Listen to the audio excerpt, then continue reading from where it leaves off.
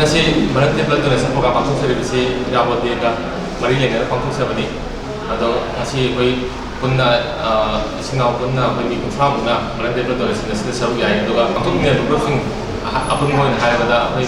Association of Volunteer Blood Donors Manipur ABVD Personality and Talent Development Organization kaito sinami hiluk amadi lorda leba foundation haibising asina koi samnaraga pangtungsabani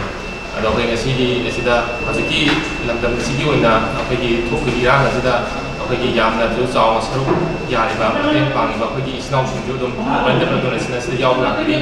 wingona madenda badu moi interest tali komju dum koi mayam no khobira gani ado koi atop singju punjalaga koi nipi mangam mo yawi ado punna koi putra de putra mangam ko da Volunteer Blood Donation program pangtungsabani ado mayam ju ireba ki damta ikatos